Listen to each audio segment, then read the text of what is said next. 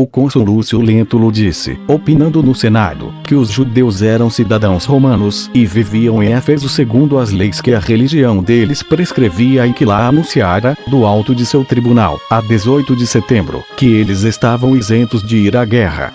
Há vários decretos do Senado e atos dos imperadores romanos em favor de Hircano e de nossa nação e cartas escritas às cidades e aos governadores das províncias relacionadas aos nossos privilégios. Os que os lerem sem prevenção não terão dificuldade em lhes prestar fé. Assim, tendo mostrado com provas tão claras e tão constantes a nossa amizade com o povo romano, e sendo que as colunas e as tábuas de cobre que ainda hoje se veem no Capitólio são e serão sempre sinais indubitáveis disso, creio que nenhuma pessoa sensata delas ainda queira duvidar. Ao contrário, estou certo de que se julgará, pelo que acabo de dizer, da verdade das outras provas que eu ainda poderia trazer, mas que suprimo como supérfluas, para não aborrecer o leitor. 598.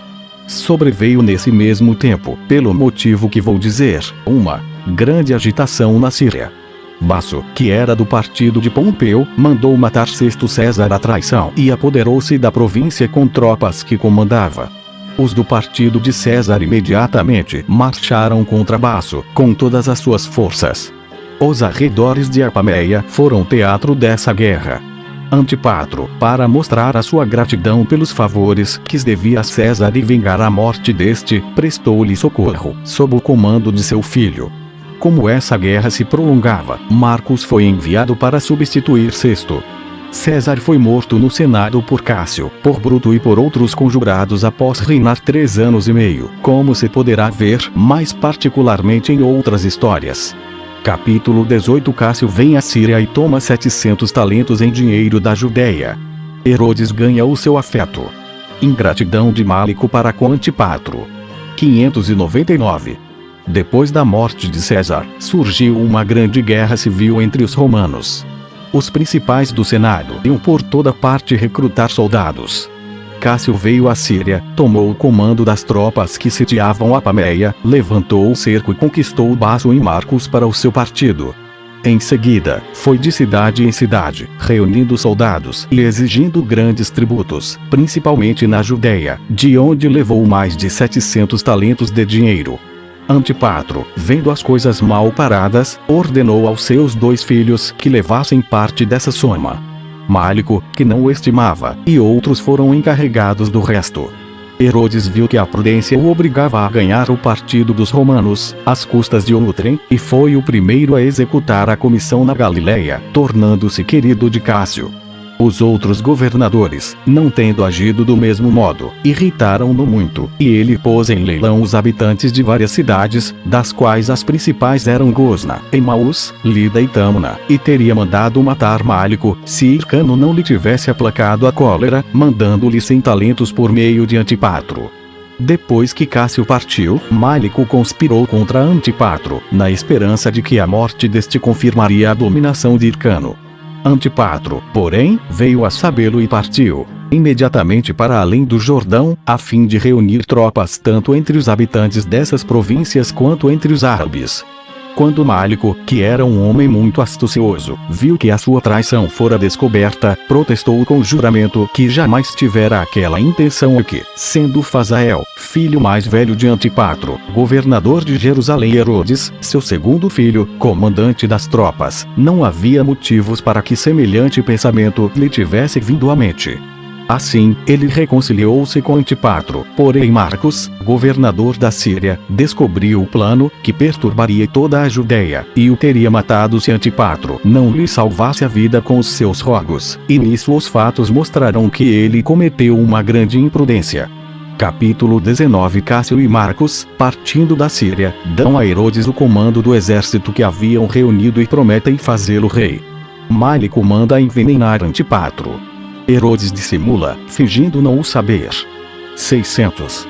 Cássio e Marcos, após terem reunido um exército, deram o comando a Herodes, bem como o de seus navios, e o fizeram governador da Baixa Síria, prometendo fazê-lo rei que terminasse a guerra empreendida contra Antônio e o jovem César, depois cognominado Augusto. tão grande autoridade, unida a esperanças ainda maiores, aumentou o temor que Málico tinha de Antípatro. Resolveu por isso matá-lo. Para executar o seu projeto, subornou um camareiro de Hircano, que o envenenou um dia, quando ambos jantavam em casa desse príncipe dos judeus. Então Málico, seguido por soldados, foi à cidade para impedir que essa morte causasse alguma agitação.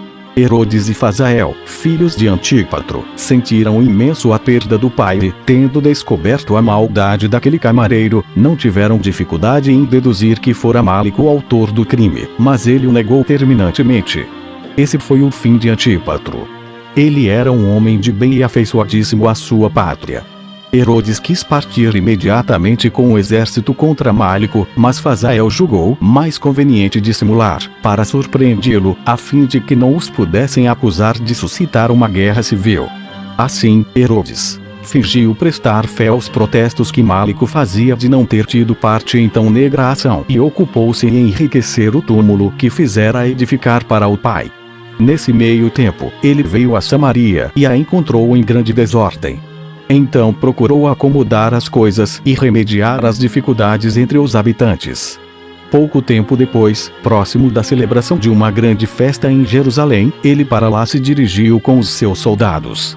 Málico, espantado por vê-lo chegar em tal companhia, convenceu Hircano a impedi-lo de entrar daquela maneira, dizendo que não era permitido a profanos, como os que estavam com Herodes, assistir às santas cerimônias. Herodes, porém, sem se deter ante tal proibição, entrou de noite na cidade e assim tornou-se ainda mais temível a Málico. O traidor recorreu aos seus embustes ordinários. Chorava em público a morte de Antípatro, que dizia ter sido seu amigo íntimo, enquanto reunia soldados em segredo para garantir a própria segurança. Herodes, vendo-o desconfiado, julgou melhor não dar a conhecer que sabia de sua hipocrisia. Preferiu fingir viver em paz com ele, para tranquilizá-lo. Capítulo 20. Cássio, a rogo de Herodes, manda ordem aos chefes das tropas romanas para que vinguem a morte de Antípatro, e eles apunhalam Málico. Félix, que comandava a guarnição romana em Jerusalém, ataca Fazael, que obriga Félix a pedir a capitulação. 601. Quando Cássio, que sabia ser Málico um homem muito mau, soube por Herodes que ele mandara envenenar o seu pai, pediu-lhe para vingar a sua morte e enviou ordens secretas aos comandantes das tropas romanas que estavam em Tiro, a fim de que o ajudassem num ato tão justo. Cássio depois tomou Laodiceia, e os maiorais do país vieram trazer-lhe coroas e dinheiro. Herodes não duvidou de que Málico também viria e julgou ser aquela a ocasião mais propícia para executar o seu desígnio. Málico, estando já perto de Tiro, na Fenícia, começou a desconfiar e imaginou então uma empresa de vulto: levar de Tiro para a Judéia o seu filho que lá estava como refém, incitar o povo a se revoltar e usurpar o governo enquanto Cássio estava ocupado na guerra contra Antônio. Esse projeto tão ousado ter-se-ia realizado se a sorte lhe tivesse sido favorável. Mas como Herodes, que era extremamente hábil, suspeitava de que Málico tinha em mente algum projeto importante, enviou um dos seus sob o pretexto de preparar uma ceia para vários amigos. Na realidade, ele estava indo rogar aos chefes das tropas romanas que comparecessem à presença de Málico levando punhais. Eles partiram imediatamente, alcançaram-no perto da cidade, ao longo do mar, e o mataram a golpes de punhal. Ao saber disso, o espanto de Hircano foi tão grande que ele perdeu a fala. Depois, mais calmo, mandou perguntar a Herodes o motivo daquela ação e soube que tudo se fizera por ordem de Cássio. Então louvou e disse que Málico era um homem muito mau e inimigo de sua pátria. Assim, a morte de Antípatro foi por fim vingada. 602. Depois que Cássio partiu da Síria, surgiram perturbações na Judéia. Félix, que fora deixado em Jerusalém com as tropas romanas, atacou Fazael, e o povo tomou as armas para defendê-lo.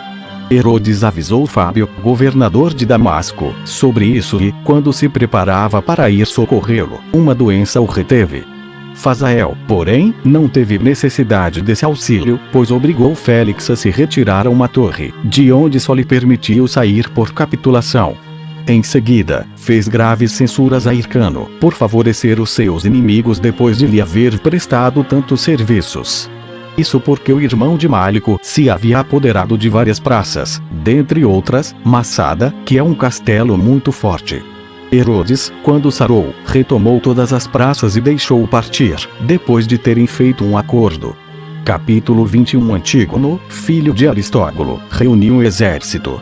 Herodes derrota-o e volta triunfante a Jerusalém.